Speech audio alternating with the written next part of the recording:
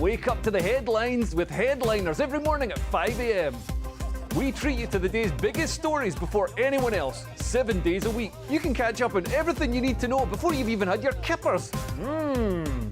Headliners every morning at 5 a.m. only on GB News, the People's Channel, Britain's news channel. GB News, unlike other broadcasters, isn't obsessed with the London-Westminster bubble. We think there's a nation beyond the M25, and that's why we talk about the issues that matter across the land. Join me on State of the Nation, 8 to 9 o'clock, Monday to Thursday, on GB News. Daisy's listening, and you should too.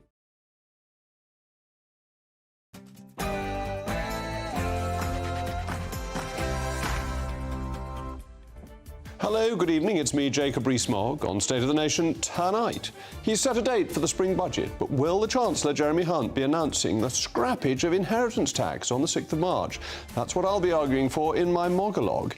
As it emerges that nearly 400 children under the age of 6 were referred to the Tavistock's controversial gender clinic, I'll be asking whether it's ever all right for children this young to be referred for those sorts of consultations. With war raging in the Middle East, Ukraine has been somewhat forgotten about in recent months, but there have been important developments there over the Christmas period. The Ukrainians have sunk a key Russian warship in the Black Sea, and the Russians have taken a town in the Donbas region. We'll be getting the latest. And we're in the middle of a shoplifting epidemic. That's according to a new analysis showing that over 200,000 cases went unsolved in the year to July. I will be speaking to a former Metropolitan Police Detective Chief Inspector who now runs his own security firm, who's privately prosecuted hundreds of shoplifters. What does he think is behind this epidemic? State of the Nation starts now.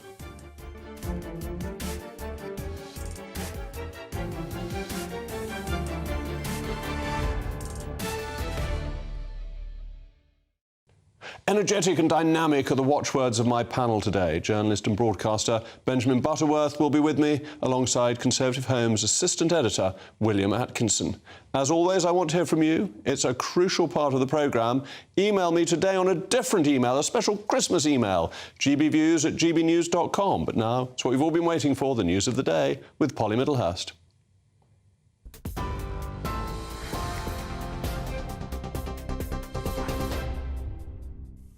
Jacob, thank you, and good evening to you. Well, the UK was battered by snow, wind and rain today as Storm Gerrit barrelled in, leaving homes without power and drivers trapped in their cars. Police Scotland declared a major incident as snow brought cars to a standstill on the A9 to Aviemore, and 27,000 homes in northern Scotland also experienced power cuts, with local energy company SSEN saying they've now restored power to 8,000 homes and are currently working hard to reconnect the rest. Passengers on the East Coast Main Line between London and Scotland were told not to bother travelling, and thousands of other travellers at airports had delays as well, with flights grounded. Multiple weather warnings remain in place, not just in Scotland but across the rest of the UK today. And ferry passengers were facing long delays today of up to an hour and a half at the port of Dover due to French police going sick. And there was increased demand at the port today as well as people tried to get away for a post-Christmas trip. Enhanced passport checks by French border officials following the UK's withdrawal from the EU have also increased processing times. Now, the Chancellor, Jeremy Hunt, has announced that the spring budget will be set out on the 6th of March. Reports are also suggesting that Downing Street could axe inheritance tax and reduce income tax. Sir Keir Starmer has seemingly instructed his front bench team to finalise their manifesto plans, telling shadow ministers to have their policy proposals ready by mid-January. Now, in the United States, the Michigan Supreme Court has rejected an attempt to remove the former president, Donald Trump, from the 2024 presidential ballot. That ruling in stark contrast to the recent legal ruling in Colorado, where Mr. Trump was disqualified from running for president due to his alleged role in the Capitol Hill riots. That decision has now been paused pending an appeal. In France, the former president of the European Commission and architect of the euro, Jacques Delors, has died at the age of 98. Monsieur Delors was a leading figure on the French political left during the 1980s and was perhaps best known in Britain for his feisty relationship with the then Prime Minister Margaret Thatcher. France's President Emmanuel Macron has honoured his fellow politician today, saying he'd been a tireless architect of our Europe. The number of people shopping in high street sales across the UK was down more than 20% on Boxing Day yesterday. Figures from the MRI software found that whilst footfall was up before 3 o'clock in the afternoon, it was significantly lower across the whole day. The group said the only location to experience an overall rise in high street visitors was central London.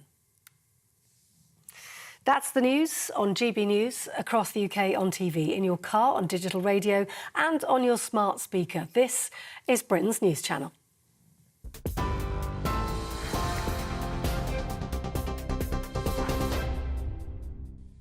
Well, before I get into the monologue, I thought I'd say welcome back and hope you had a very Merry Christmas. If you listened to the special that I did with David Starkey and Tessa Dunlop on Christmas Day, you'd know that the medieval people had 12 days of celebration and we're only 3 days into it, so I hope you enjoy the next 9 days as well.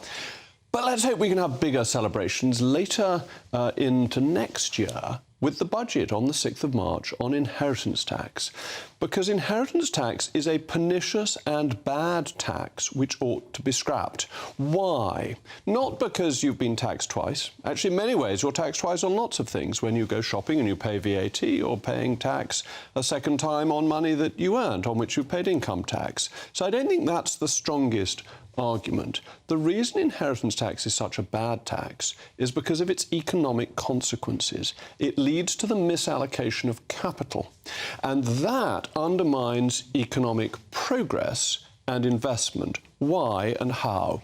Well, because people are worried about inheritance tax, they invest in things that they know will be limited in their inheritance tax burden. So instead of buying, for example, a FTSE 100 company, they will buy a small company, because a FTSE 100 company always is liable to inheritance tax if you're over the threshold, whereas a small company may be exempt. You see the same with farmland. Farm businesses and farmland within them is inheritance tax free.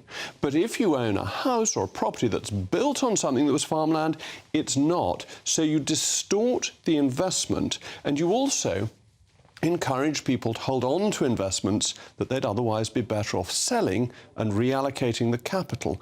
Why is that? Well, because of the combination of capital gains tax followed by inheritance tax. If you are elderly and you have an asset, an investment that in the accountant's phraseology is pregnant with gain, you don't want to sell it because you'll pay 20% or potentially 28% on the capital gain, and then if you die the next day, you'll pay 40% on inheritance tax. And this means that you hold on to weak investments rather than realising the gain and putting it into a new and better investment. And what economic consequence does this have? It means that money is not used as productively as it ought to be. It's not invested in those things that will drive the economy into the next century. So that's why it's a bad tax. And what is taxation all about? Well, it's about raising the amount of money a government needs to raise with the least disadvantage to the economy, accepting that the extraction of all taxation has to some extent a negative effect. But inheritance tax is particularly bad. It's also bad because it's not linked to a transaction, where income tax and VAT are. There is a cash transaction going through at which the government, Inland Revenue, HMRC, takes a bit. The inheritance tax assets need to be sold, potentially at the wrong time in the cycle of the investment. It also raises comparatively little money, £7 billion, well under 1% of the total income received by the state each year. So you have a knock-on, a bigger economic effect for a low amount of tax, which is the definition of an inefficient form of taxation, and you get enormous efforts for people to try and get round it using the legitimate schemes that the government has invented, including on one occasion I knew an old man who decided to get married to get round inheritance tax. It had a certain degree of success, though not necessarily entirely what he would have wanted. But that's another matter. So it is an inefficient, bad economic tax, but also the politics of it. Fascinatingly, although only 4 or 5% of estates pay the tax, 31% of people think that they will pay the tax. It's oddly an aspirational tax. People hope they will be well enough off that they'll be caught in the trap, and 15% of people think they'll get an inheritance that will be hit by it. So for scrapping a single tax that raises a small amount of money, the government gets a relatively big bang for its buck, and it would scrap something that Labour and the Lib Dems would be committed to reintroduce.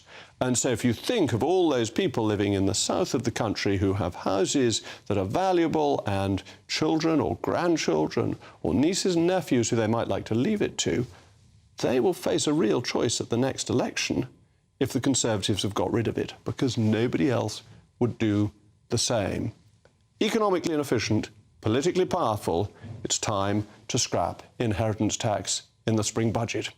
As you know, as always, I want to hear from you, and as I said, it's a different email today. It's gbviews@gbnews.com.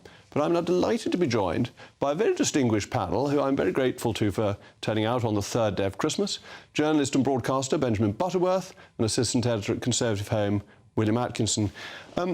Benjamin, you would like inheritance tax to stay. You think it is a fair tax? Yeah, absolutely. I mean, you make the economic argument, and I don't agree at all. If you take people like Mark Zuckerberg or Simon Cowell or Bill Gates, very, very rich people to various degrees, they have said, for example, that they won't pass their wealth, their huge wealth, onto their children because they think it stifles creativity, that the children of the very wealthy, who know they'll get millions of pounds or billions in some cases, are not motivated to work for themselves. So I think that's a flawed argument. But that's a completely different economic point. That's saying not that capital will be more efficiently allocated if people aren't planning for inheritance tax. You're saying that some parents don't want their children to have it. But that's an entirely different argument. Well, I think it's a strong argument that it affects the decisions to work hard that those kids will have, and I think it's unfair on that principle. But then you have the fact that if you're not taxing it on inheritance, then that means that there's a gap that has to be made up in the real world, and that means that you can't cut taxes on people's earned income, that there might be harder to cut the income tax rates and VAT and other things that affect people's productivity. And I think in the reality, Jeremy Hunt, who has a pretty hard job at the moment because things are pretty bad, then is he really going to want to take it off the very rich to not take it off ordinary people going to work? William, the reason I don't agree with that's twofold. One is that I think we should cut expenditure by £7 billion and pay for it that way. But secondly, the engine of economic growth is the efficient allocation of capital, and removing a tax that leads to bad allocation of capital shrinks the economy. Well, I agree that inheritance tax has various negative consequences, but as you said yourself, Jacob, so do all taxes. And also, I would also agree that I would like the government to be more efficient and for it to be spending less, so all taxes can be lowered. But again, yourself and your colleagues are struggling to actually agree on any way we can actually cut public spending, so then I think that looks like something of a pipe dream. And in a basic sense, I think few politicians ever get credit for stuff they've already done going into an election. So even if the Chancellor did find some money back, down the back of the OBR sofa and cut inheritance tax, I don't think you'd get any political benefit from it, first of all. But secondly, I think it's simply unfair, as Benjamin has suggested, that at a time when millions are being taken into higher tax thresholds due to fiscal drag, to be spending any money that the Chancellor can find to spend on tax cuts, on a tax cut that essentially makes it easier for wealthy men like himself and the Prime Minister to hand on wealth to their own children, is a very bad political look for the Conservatives. And as somebody who has a vested interest in the Conservatives trying to win the next election, I think trying to kill inheritance tax now, rather than, say, taking a penny off income tax, would be politically and indeed morally unwise. But politically, isn't it very strong? Because Labour and the Lib Dems would have to promise to bring it back, and therefore it's not the past, it is the future in terms of what the others would do. Yes and no, because I think if they made the argument that they would reinstitute the inheritance tax cuts, or indeed just scrap any cut that Jeremy Hunt introduces, and use that to, say, spend more money on public services, which I think are widely believed to be under a lot of pressure. Nobody believes that. I mean, we've had that from Blair and Brown, and more is spent on the NHS, and it gets worse and worse. It doesn't solve problems. Well, it might not. Well, you might know that, Jacob, and I might know that as well. That the Tories have, increased NHS spending, for example, to record levels, but services are getting worse. And I don't think the public will trust the Tories at the next election to be able to fix stuff for 13 years where they believe that services have got worse.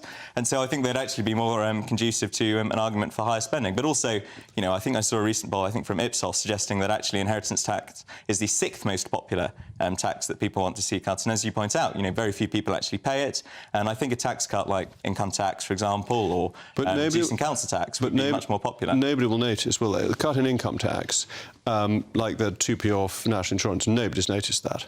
Indeed, and actually, you mentioned fiscal drag. A huge number of people have gone into that second tax bracket, that £50,000 one, that really are not rich, especially if they live in the London or South East.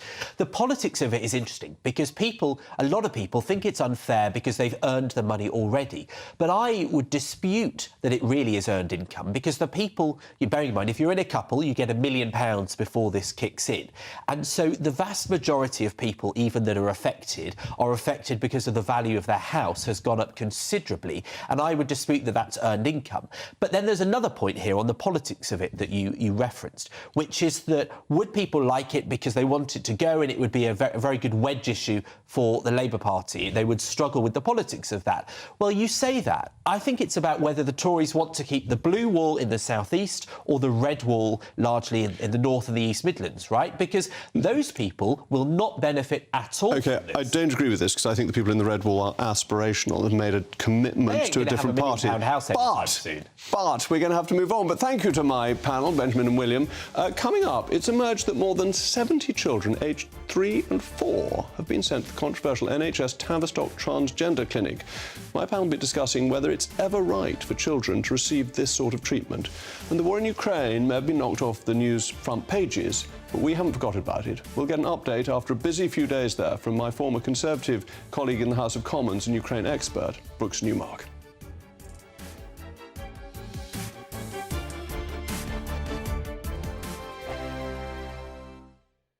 Good afternoon, Britain. Good afternoon, Britain. Join us, Tom and Emily, To find out what's happening in the heart of Westminster. and why it matters to you.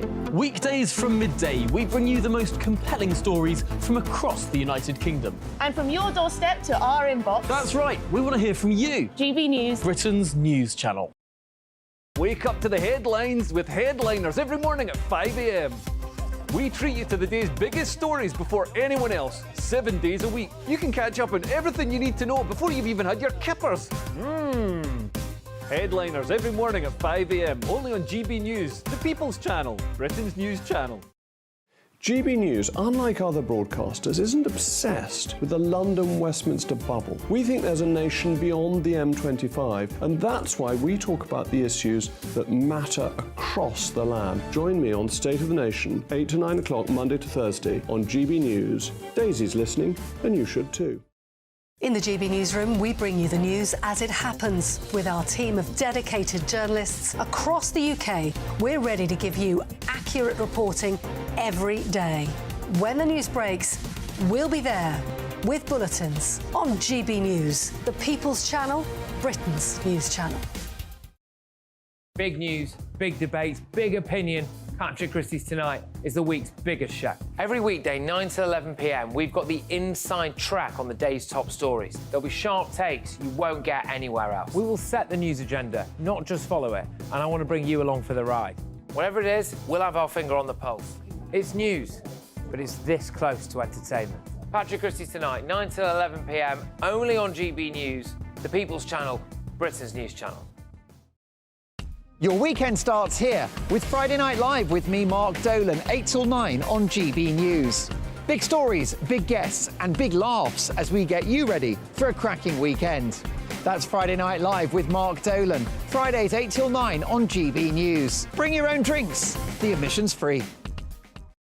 Tired of the usual focus-tested, pre-prepared Westminster runaround? Well, so am I. So you want higher taxes? Is your department to blame for this? Are you rethinking this policy? Every Sunday at 9:30, I'll be sitting down with those in power to get the truth about the issues affecting you. Let's be honest, we've known about the cost pressures of this project for years, not months. That's the Camilla Tominey Show, a politics show with personality. On GB News, the People's Channel, Britain's news channel. I'm Andrew Doyle. Join me at 7 o'clock every Sunday night for Free Speech Nation, the show where I tackle the week's biggest stories in politics and current affairs with the help of my 2 comedian panellists and a variety of special guests. Free Speech Nation, Sunday nights from 7 on GB News, the People's Channel, Britain's news channel.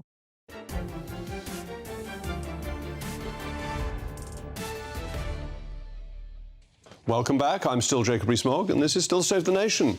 We've been discussing the potential scrapping of inheritance tax, and you've been sending in your forthright views. Pamela Wood says the tax is unfair. We sacrificed holidays, nice clothes, meals out, and lots more in order to afford a property in the southeast, where we have to live for my husband's job. Why should I not be allowed to leave it to my children? They also went without many things when they were younger, so that we could have a house. And Celia says, I've worked hard to buy my house and bring up my kids without claiming any benefits. We went without holidays to ensure I could pay my mortgage and bills. Why are the government punishing hard work? Shouldn't I be rewarded for diligently paying tax and contributing towards the state? This tax is unfair. It's very simple. And Brian says, yes, I agree that inheritance tax should be cut. It's very unfair and taxes the hardest working, but it's far more important to cut income tax. So William has a supporter, at least, on that. So we learned today that more than 70 children, aged 3 and 4, were sent to the controversial Tavistock Transgender Clinic while it was operating. In total, 382 children, aged 6 and under, were referred to the Gender Identity Development Service, GIDS, run by the Tavistock and Portman NHS Foundation Trust in North London. The figures, which were first reported by the Daily Mail and released by the Trust, showed that over the past decade, 12 3-year-olds were referred to the clinic, along with 61 4-year-olds, 145 year-olds and 169 6-year-olds. The clinic had no lower age limit on referrals and was shut down after a damning independent review by Dr. Hilary Cass in 2022 found it was not safe for children. It is set to be replaced with 2 regional hubs. The NHS Trust that runs the Gender Identity Development Service stressed that no 3-year-olds would have received quote-unquote treatment, with staff normally holding a quote one-off discussion with parents or carers to provide support and advice. But should children ever be eligible for these sorts of referrals at such young ages? Should there at least be some sort of lower age limit for referrals? Well, to discuss this, back to my panel, author and broadcaster Benjamin Butterworth and assistant news editor at Conservative Home, William Atkinson. William, this does seem very odd that 3-year-olds were being referred, even if the number of 3-year-olds was very small. Yes, I think it's incredibly concerning because 3-year-olds are already all over the place when it comes to things like gender identity, in brackets. You know, I think when I was 3 or 4, I had a love of watching, say, Cinderella and Sleeping Beauty in a very camp voice. I don't think that was because I was a sort of would-be woman. I think that's because I was 3 years old. And when you're 3, you like lots of different things and have no idea who you are. And I think we can safely say that the Tavistock Clinic is probably one of the worst medical scandals of this century. You know, the number of children who were unnecessarily put on puberty blockers and then recommended for things like surgery at a young and vulnerable age, when many of them already had pre-existing mental health issues, was a scandal. And as you can say, you know, it appears that no child as young as 3 or 4 was approaching any sort of service like that. But nevertheless, it's worrying that they were even being suggested to be put in that pathway or anywhere near it. You know, that slippery slope. And I know that's a sort of classic argument to make, but I find it incredibly worrying that, say, activists or even GPs or indeed parents have got to the stage where they thought, you know, a child being a normal kid, aged 3 or 4, was in any way necessary for them to be taken to a clinic like this. Benjamin, isn't it a worry that something that a rare child may have a problem with has actually become deeply ideological, and the Tavistock Clinic was basically following an ideology that it wanted to push this agenda? No, I don't accept this. I mean, look, 70 children over 10 years is clearly an incredibly small amount. So while, of course, the vast majority, the overwhelming majority of 3 and 4-year-olds are going to have absolutely no concept of this and may indeed call themselves dinosaurs one day, that's not the same as the small number who might be recognising a fundamental trait in their character that is going to go on to illustrate that they are transgender. And I think the suggestion that a parent who sees that in their child, who hears these comments, and bearing in mind, these are decades figures, so a decade ago, this wasn't the popularity of popular culture that it is at the moment. I think it's right that a parent would want to have them sit down with an expert to work out what's going on, to assess the root. Really, aged 3? But a 3-year-old doesn't have that mental formation to be able to say, I think I'm of a different sex. But you say that because you're somebody who is cisgender, born in the body that you identify as, and you're heterosexual. And so you haven't had to question the very basics of your existence. As a gay person, I know that before I started puberty and could have sexual feelings... But at 3? I recognised that I was different, absolutely. And I think there are many gay people who would tell you that in primary school, before they had sexually developed, they recognised something about their traits. And transgender people would tell you that too. And I think it is a mistake to think that we shouldn't try and help them. That doesn't mean they should be medicated at 3, of course it doesn't. And surgery isn't legal until they're 18 anyway, right? In reality, it's much later because of the waiting lists. So no one's saying that. But I think it would be completely wrong to say that there is this one condition that a child should have that shouldn't be acknowledged and assessed by a doctor or a mental health expert. William, is that a fair enough point, that, you know, children do know more than we're giving them credit for at 3? No, I would have to say I don't think it isn't. And I think, you know, comparing it to the example of a child who knows sort of just before puberty or just after, you know, that they might be homosexual is fundamentally different to a 3-year-old who might think that they're, you know, Thomas the Tank Engine or a Power Ranger but that's or so a Disney princess. Because, of course, lots of kids think they're a tank engine or a dinosaur and it means nothing. But we're talking about 70 over 10 years. Are you saying that no transgender adults recognised that trait in themselves as a child? Do you really believe that? Well, I think they might. They would tell you otherwise. If, as an adult, they look back and say, you know, at 5 years old, I enjoyed dressing up as a princess and watching Sleeping Beauty, after they've sort of transitioned, then yes, they might say that they had evidence for it then. But there are an awful lot of people who might enjoy doing that and then grow up to be, you know, cisgender, so right? Why shouldn't, therefore, they be assessed by experts? You know, have somebody who understands the intricacies of children and their development who can look at this. Because, you know... Are you really saying, sorry, that a doctor could tell the difference between a tomboy and a tomgirl and somebody who's going to go on to be transgender when they're 3 or 4 years old? Yeah, that seems fundamentally ludicrous to me. It's not at all, you know. I may be being very unfair, and I think it's very good of you to take up the baton on this. But do you really believe this? Yeah, that a 3-year-old, and I mean, I've got 6 children, and I think my children are brilliant, but at 3, these were not concepts that they would have understood at all. But that illustrates my point exactly.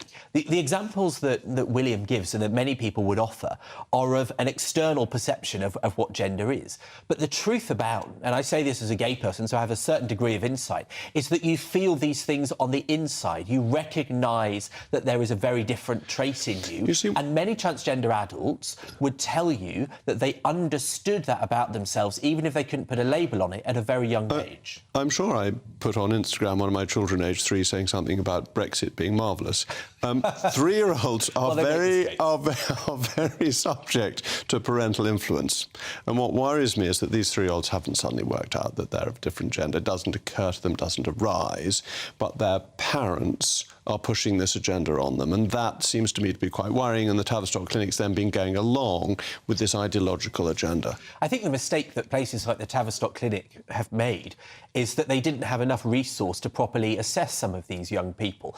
You know, there's no doubt that there are examples where the appropriate route wasn't taken, but the problem I have is that a lot of people that oppose that clinic, or opposed the clinic, don't advocate for more counsellors to be able to deal with these young people so you don't make those mistakes. And I would also say that when you talk about parental influence, I think it is far more common, certainly historically, that parents would have been discouraging their children from acknowledging who they are, because that is completely out of the vast majority of parents' understanding of life. You know, that's why we have far more people who would say they're openly gay or bisexual today than 50 years ago, not because there are fewer gay people in Britain, but because they are more able to tell the world who they are. And that's the difference. I suspect more parents would tell their kid, no, you're not trans, rather than say, oh, I wish you were. All right. Well, as Benjamin was so nobly taking up the cudgels on that account, I gave him the last word. So thank you both, Benjamin and William. A spokesman for the Tavistock said the Gender Identity Development Service pathway provides psychological assessment, treatment and support for families. So we are unable to provide figures on those who have undergone physical interventions. The outcome of gender identity development in younger pre-pubertal young people is uncertain, and so treatment is not provided. Most often, there would be a one-off discussion with the parents' carers to provide support and advice. Well, thank you to them for providing a response. Coming up, the war in the Middle East may have taken precedence in the news cycle, but we haven't forgotten the war in Ukraine. There have been big developments there in the last few days, with the Russians taking a key town in Donbass and Ukraine sinking a Russian warship in the Black Sea. We'll be getting the latest in just a minute or two.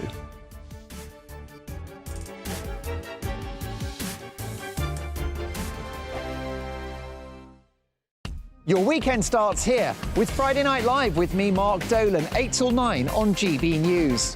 Big stories, big guests and big laughs as we get you ready for a cracking weekend.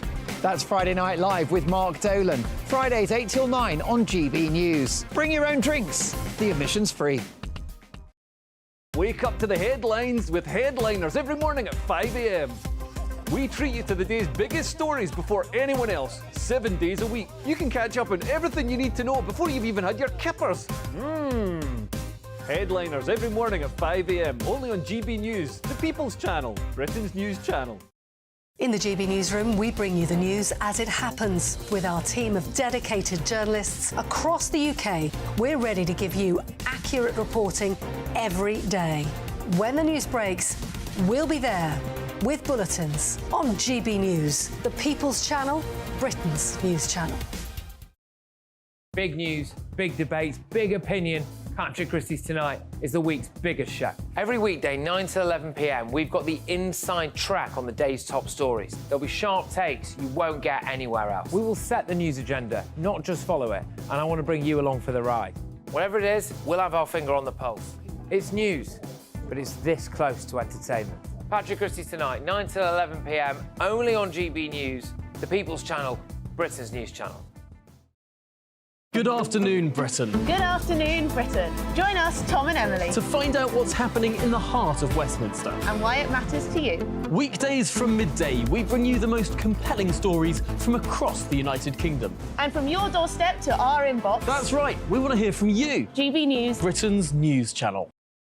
GB News, unlike other broadcasters, isn't obsessed with the London-Westminster bubble. We think there's a nation beyond the M25, and that's why we talk about the issues that matter across the land. Join me on State of the Nation, 8 to 9 o'clock, Monday to Thursday, on GB News. Daisy's listening, and you should too.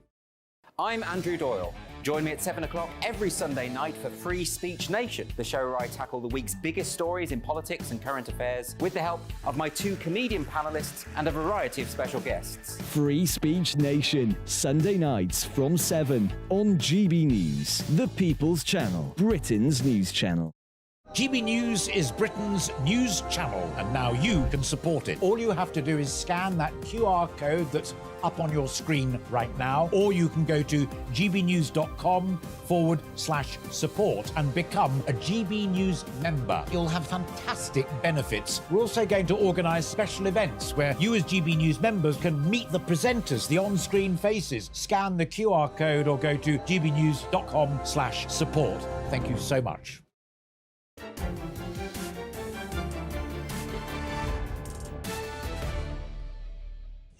Welcome back. Now, since Hamas's deadly attack on Israel on the 7th of October, it may seem like the world's eyes have been focused firmly on the Middle East. But the war in Ukraine is raging on, and the last few days have seen some major developments. Yesterday, Kiev confirmed that the Russians had retaken the town of Marinka in the country's eastern Donbass region. Before the war, the town was home to around 10,000 people, but has been largely destroyed over the course of the last 2 years. It does, however, have strategic value to the Russians and is their biggest victory since the Wagner mercenaries captured Bakhmut in May. But it hasn't been all bad news for the Ukrainians. It was also confirmed yesterday that Ukrainian planes had destroyed the Novocherkassk Navy ship, which was stationed in Crimean waters controlled by Russia. In a separate statement on Monday, the Ukrainian military said it had shot down 5 Russian fighter jets in 3 days, which, if confirmed, would mark one of the biggest weekly losses for the Russian Air Force since the war began. Tweeting this morning, the UK's Defence Secretary, Grant Shapps, said the latest destruction of Putin's navy demonstrates that those who believe there's a stalemate in the Ukraine war are wrong. Shapps said in a statement on X, formerly Twitter, they haven't noticed that over the past 4 months, 20% of Russia's Black Sea fleet has been destroyed. So to help us make sense of everything that's happened over the last few days, indeed before that, in Ukraine, I'm joined by Rees-Mogg, the former Conservative MP and Minister and founder of Angels for Ukraine, an organisation that provides humanitarian assistance to people in Ukraine. And he's helped evacuate over 30,000 Ukrainians since the outbreak of the war. Brooks, first of all, thank you so much for coming in over the Christmas break. I am worried that people haven't been talking about Ukraine as much as they were earlier in the year, and yet it's still going on. And the Defence Secretary has said there's not a stalemate. Is that right, or are you worried that there is a stalemate? I mean, there is pretty much a deadlock, so I think we have to be honest about that. The question is, how do we break that deadlock? So I've spent time in Donetsk region, which is part of Donbass, and many of the villages that I have been providing humanitarian support there. So the Russians have been pushed out of some areas. Those villages that they pushed out in, probably 70–80% of those villages are destroyed. If you take somewhere like Marinka, a bit like Bakhmut, completely flat, destroyed, a complete scorched earth policy. So yes, the Russians have got a bit of land. They've lost a lot of blood and a lot of treasure to get that relatively small town, but they're not really making much progress. And the same is happening the other way. And the challenge at the moment is, what is it going to take to break this deadlock? And I think if you look along the Donbass, that line is not going to move much, I don't think, even in the next 6 to 12 months. Where it will make a difference is in Crimea. So the question is, what do we need to do to give the Ukrainians to make a difference in Crimea? Sorry, you wanted to OK, well, I was going to say, it's sounding very like the First World War, that you've got a front that moves a few hundred yards every so often, but of places that have been absolutely destroyed, and it's very little advantage to either side. What do you have, can you get that leads to the fundamental change? And you're saying that's Crimea. What should the West be doing to help Ukraine to fight back in the Crimea? Well, two things are happening. First of all, they are finally, after much delay, getting training on the F-16s. The F-16s, I think, will be a game changer. You cannot have a counter-offensive. NATO wouldn't expect it. We wouldn't expect it for our troops. To have a counter-offensive be successful without air support. We've been asking the Ukrainians to have a successful counter-offensive without air support. They will be getting that, I think, in the next probably 3 months with the F-16s. Secondly, when it comes to Crimea, knocking out the Kerch Bridge is critical. If you knock out the Kerch Bridge, you knock out all supply lines, you isolate Crimea at that point, and I think you can then have an impact not just in retaking Crimea, but also retaking, ultimately, Kherson and Zaporizhia. Now, what is it going to take to actually knock out the Kerch Bridge?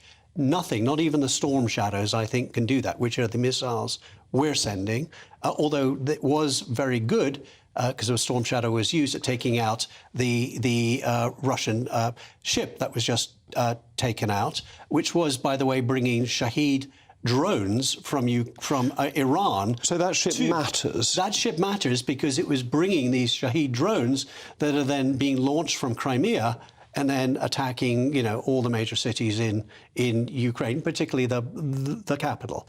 So what is it going to take? Well, there is the ATACMS. We've been talking about ATACMS, but there are two types of ATACMS. The ATACMS we've finally given the Ukrainians fragment. So they effectively, it's like a massive fragmentation bomb. And what the new ones do, which is the M48, ATACMS, has a 500-pound warhead. You need these 500-pound warheads to take out these massive pillars. If you just damage the rail line on the Kerch Bridge or you damage the road, the Russians can fix that in a few days or even a week or so. What they can't do is if you knock out the pillars, which you can do with the M48 ATACMS, then it's game over. Then I think the Ukrainians really can take Crimea And that is the only thing, ultimately, that will force Putin to the negotiating table. Nothing else will. OK, but there's a lot of money involved, isn't there? The missile that we provided was apparently £2.5 million worth of missile. Funding from the US is held up in Congress. Funding from the European community, the European Union, is held up because of Hungary. The UK can't do it all on her own. So is the West sufficiently committed? Has it taken its eye off the ball because of what happened in Israel? Well, Jacob, you're a financial guy like me, so you need to figure out what is the best use of money. Now, to me, I think the new ATACMS cost just over $1 million. Maybe they're $1.5 million. If you launch a dozen of those, frankly, at the Kerch Bridge, you take out those pillars, even if you have 100 of those, OK? Let's say it costs 100 million, 150 million. We're talking about the Americans, I think, giving them, is it 60 or 80 billion? We're talking about the Europeans giving 20 billion. Let's be a little bit smarter about how we're actually giving the weapons to the Ukrainians. And I think giving them something like the new ATACMS will make a difference for relatively low cost compared to the budgets we're talking about. And without the risk that the Russians will feel this as a major escalation, because since the war started... We've got to stop that nonsense of escalation. Well, it was important at the beginning, don't you think? No, well, no. I think it's... But honestly, Jacob, I think it's complete bollocks. You know, we're worried about winding up Putin. I'm not sure you're allowed to say that word, so apologies to people offended. I apologise to your viewers then. Yeah. You know, we're constantly, the Americans in particular, obsessed with provoking Putin. Putin is provoked. You know, he has invaded a sovereign nation, a nation recognized by the United Nations, a nation who we told in 1993-94 that if you sign the Budapest Agreement, we will protect you. That was signed by the UK, USA and Russia. One of those three parties has broken it. How can we be provoking Putin by helping a country protect itself? Well, simply as provoking him to go further and to make it a war. Go further and do what? He's doing everything that he could possibly do already. And failing, by the way. He's lost 320,000 soldiers, either dead or wounded and can't go back into combat again. So this is a key thing that we don't hear about anymore. The number of casualties, and the Ukrainians, I understand, have lost a large number as well, and are calling up Ukrainians who are living outside the Ukraine to go and help from, 16 to 60. So, again, this is First World War levels of conscription. And this is the challenge of this war of attrition. So the Ukrainians have already had 3 waves of people who they have tried to recruit now. So we're on the 4th wave. So the people who were really keen volunteered right at the start. Then you had the next level, then a 3rd wave. Now we're on a 4th wave. These are the people who were reluctant to join earlier, who are now telling to join. And already when I meet the soldiers on the front line, they say the soldiers that are already keen to fight, when they get to the front line, 70 out of 100 aren't fit to fight. Right. And that's a problem.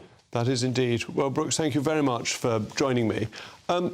We're facing a shoplifting epidemic. That's according to a new analysis from, of all people, the Liberal Democrats. They have revealed over 200,000 shoplifting cases were closed without a suspect being identified in the year to July. So why has this happened and how can we fix it? I'll be speaking to a detective chief inspector shortly. Thank you.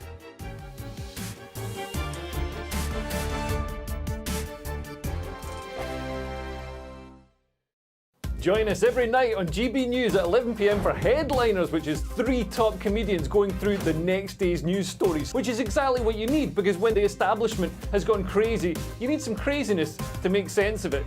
Headliners. You don't have to bother reading the newspaper. We've got it covered for you. Every night at 11 p.m. and repeated every morning at 5 a.m. We won't send you to sleep like some of the other paper review shows out there. So join us 11 p.m. every night on GB News. The People's Channel, Britain's news channel. Tired of the usual focus-tested, pre-prepared Westminster runaround? Well, so am I. So you want higher taxes? Is your department to blame for this? Are you rethinking this policy? Every Sunday at 9:30, I'll be sitting down with those in power to get the truth about the issues affecting you. Let's be honest, we've known about the cost pressures of this project for years, not months. That's the Camilla Tominey Show, a politics show with personality. On GB News, the People's Channel, Britain's news channel. I think the most exciting bit for me is talking to people. People who I think are ignored often by the major news channels. We're going to give news they want to hear. There's a voice there that needs to be heard. I think there's a chance here for a diversity of opinion to be expressed, which you don't find elsewhere. It's really exciting. We don't hold back. We're free to say how decisions that are taken here affect us all around the country. Only on GB News, the People's Channel, Britain's news channel. Good afternoon, Britain. Good afternoon, Britain. Join us, Tom and Emily, To find out what's happening in the heart of Westminster. and why it matters to you. Weekdays from midday, we bring you the most compelling stories from across the United Kingdom. And from your doorstep to our inbox. That's right, we want to hear from you. GB News, Britain's news channel. Every Sunday from 11, join Michael Portillo. There'll be topical discussion, looking at the week before and the week to come. So kick back and relax at 11 a.m. on Sundays on GB News with me, Michael Portillo. GB News, the People's Channel, Britain's news channel. Your weekend starts here with Friday Night Live with me, Mark Dolan, 8 till 9 on GB News. Big stories, big guests and big laughs as we get you ready for a cracking weekend. That's Friday Night Live with Mark Dolan, Fridays 8 till 9 on GB News. Bring your own drinks, the admission's free. Big news, big debates, big opinion. Patrick Christie's Tonight is the week's biggest show. Every weekday, 9 to 11 p.m, we've got the inside track on the day's top stories. There'll be sharp takes you won't get anywhere else. We will set the news agenda, not just follow it, and I want to bring you along for the ride. Whatever it is, we'll have our finger on the pulse. It's news, but it's this close to entertainment. Patrick Christie's Tonight, 9 to 11 p.m, only on GB News, the People's Channel, Britain's news channel.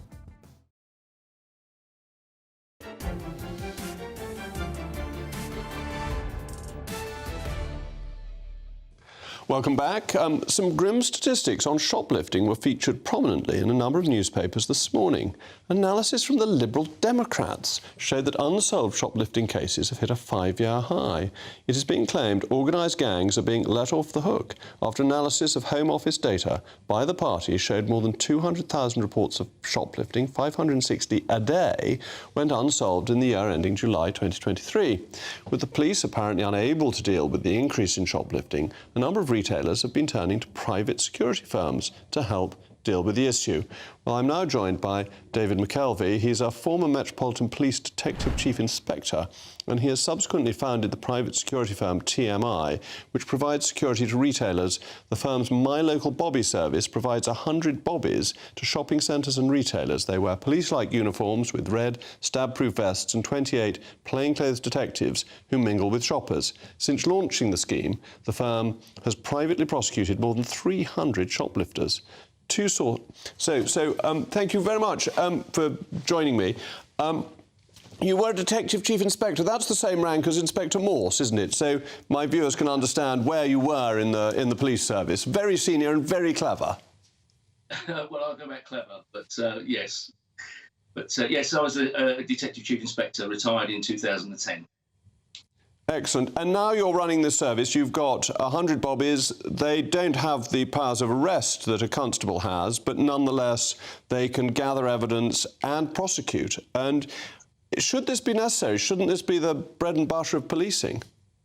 Well, they actually do have a power of arrest. We all have a power of arrest. Everybody has a power of arrest, providing that someone is committing an offence or has committed an offence. It's no different to the police. You can detain someone who's committed an offence. So but we do arrest people, and literally on a daily basis. Oh, OK. So how long can you detain people for?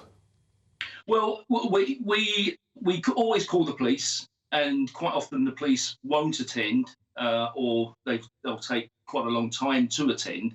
And in those circumstances, Jacob, what we will then do is look at, providing we can get their name and address and confirm that, we will, provided we've got sufficient evidence, we will look at prosecuting them as a private prosecution. And do people have to give you their name and address, or what powers do you lack that the police have? We don't have the power to ensure that someone gives us the name and address, but you tend to find that the people we deal with on a daily basis, we know them, probably 80, 90% we know them because they are prolific shoplifters we deal with day in, day out. And then there are those who simply don't want to be arrested by the police, and they'll rather give us a name and address rather than wait potentially for 2, 3, 4 hours and then get taken off to a police station for a further up to 24 hours. So they will give you their details. But I didn't understand why the police aren't turning out for this, because this is the bread and butter of policing, and haven't we learned in recent decades from the broken window theory that if you crack down on minor crime, you actually make society much safer? Absolutely, Jacob, and that's the strategy that we employ on all of the beats that we operate, the broken windows policy, and we ensure that we deal with everything from the most minor stuff all the way up. But the reality is, the police are under-resourced. They've got huge priorities. We know we've had all these demonstrations, etc. So their resources are stretched very thinly. Sometimes on some of our beats, we won't see any police officers at all walking about, and so we fill that gap, if you like. And you're obviously a resource that's paid for privately, but that falls on the shopper, doesn't it? Because the innocent shopper has to pay an extra amount for whatever it is they're buying, so that you can be paid for by the supermarkets, by the shopping centres to use your services. No, we're actually, within the business areas, we operate within the business improvement districts. So we are paid for by the business improvement districts. OK, from that sort of supplementary rate that people pay. So you're very like a police force, just without the powers of a constable, funded from public funds. It's effectively funded by the business improvement districts.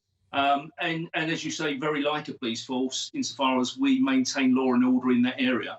And the important fact is, if you look at what we've done in those areas, we've proven that, as you said, the broken windows policy works. Old-fashioned community policing works. We've reduced crime across every single beat that we operate, and we catch and convict offenders. And more importantly, we keep people safe. That's the important thing. Well, thank you very much to David McKelvey from TMI. And David, thank you for your public service, both before as a Detective Chief Inspector and now in what you're doing to make society that little bit safer. Before I leave you, there's one final thing to talk about tonight, which is slightly embarrassing, actually. And I was in equal parts surprised and delighted this morning to get a message from a friend of mine saying that I'd been awarded Conservative Home's Backbencher of the Year. My initial thought was that Paul Goodman, who's a regular panellist, had just done this out of generosity to thank me for coming on my programme, but in fact it was after a poll of Conservative Party members. Well, William Atkinson is still with us, the assistant news editor of Conservative Home, and one half of tonight's panel. William, this is very kind of your readers to put me on your poll. Well, I'd say it's both kind of our readers, that, Jacob, and a testament to your own efforts here on GB News. So you sort of came first with 64 votes out of 611, and you pipped Miriam Cates by only 3 votes, I must say. But I think it's a sign that through your efforts here on GB News and through your frequent appearances in other outlets and in the press, and of course previously on Con Home's excellent Moggcast, you have made a sufficient impression on Tory party members to remain at the heart of political debate, where you should always be, Jacob. Well, that's very kind, but it was fascinating to see Miriam Cates doing very well. She's had an excellent year, very forthright, very strong on the woke issues, and that's been powerful. Lee Anderson, my fellow broadcaster here, but Theresa May did very well. That's quite a rehabilitation for her. Yes, no, I think, of course, she's been very prominent recently in sort of debates over the ECHR, especially in sort of complaining about the government's immigration bill. But I think it shows that at Conservative Home we remain quite a broad church, because it shows that readers from all different wings of the party, and I think perhaps I'd be bold enough to suggest that you were more popular with perhaps those towards the right of the party, and Theresa May might be more popular with those towards the left. And I think it's actually heartening for us at Con Home to see that we do actually get quite a diverse sort of set of opinions within our readership. And I think a poll like this, and when you throw it open to readers to actually sort of choose who they would like to nominate themselves, always produces quite a sort of variety of answers. And it's nice to see, as I say, that sort of diversity in picks. And when Theresa May was Prime Minister, I wasn't necessarily her greatest supporter, but I must say it's fantastic to see a former Prime Minister as a backbench MP raising issues for her constituents, attending assiduously and bringing that wealth of experience of having held the high office to the House of Commons, which is highly unusual. Yes, I think it's really interesting because I'd say, in terms of recent prime ministers, a lot of them have either kind of sort of skedaddled off to the private sector as quickly as they could manage, or have sort of discreetly disappeared after a period of sort of chastising from the electorate. So you're actually to have Theresa May sort of stay in Parliament and fight for her legacy is very useful. Obviously, this is not always the best thing for the government. A bit like Edward Heath's sort of perpetual sulk after being replaced by Margaret Thatcher for 25 years. But I think, Theresa May has done a service to both her constituents by remaining in Parliament, but also to the country. And I think actually it speaks very well to her and her legacy as Prime Minister. Well, William, thank you very much indeed. Up next, it's Patrick Christys. Patrick, you've been working all Christmas, so what can we look forward to tonight? Yes, I had a day off yesterday, but I'm back with a bang tonight. So, preschoolers being sent to trans services. What's really going on there? Ricky Gervais teeing off on the migrant crisis. It is now a laughingstock. But what is Keir Starmer's plan? Is it time to say enough is enough when it comes to tackling the climate crisis now that we have actually halved our carbon emissions? Should we scrap hospital car parking charges? And I will have all of tomorrow's newspaper front pages today. Lively show. Well, that's all from me. The weather's coming up soon. I'm back with a New Year special on Monday, again with David Starkey, all about Tony Blair, actually. I'm Jacob Rees-Mogg. This has been State of the Nation. I'm heading down to Somerset, where I hope we're not going to get this snow bomb that I read about in an online thing earlier today. Here's the weather. A brighter outlook with Box Solar, sponsors of weather on GB News.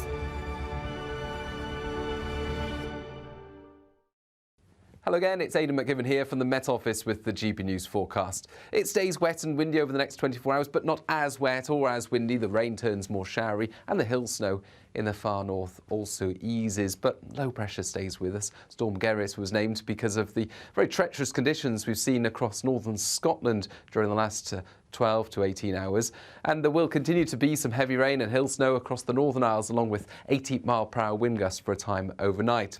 Elsewhere across the country, it stays windy. The rain turns to showers, and the bulk of these showers will be in the west, with some clear spells further east, but with a blustery feel overnight. It's not going to be a particularly chilly start to Thursday. Having said that, it stays cold across Scotland, with further hill snow expected into the day on Thursday, outbreaks of rain at lower levels, and certainly plenty of showers or longer spells of rain elsewhere across the country. The spells of rain will be interspersed by brighter intervals, and it's not going to be quite as windy as it has been during the last 24 hours, with wind gusts of 40 to 50 miles an hour. 12 Celsius in the south, 5 to 8 further north, so staying chilly across Scotland. And Friday starts off bright in many places, particularly towards central and southeastern parts of the country, but there'll be further cloud and outbreaks of rain elsewhere. Again, hill snow or even snow to lower levels across northern Scotland and into the weekend. Some heavy hill snow in the north, whilst elsewhere we'll see wet and windy weather. That warm feeling inside from Boxed Boilers, sponsors of weather on GB News.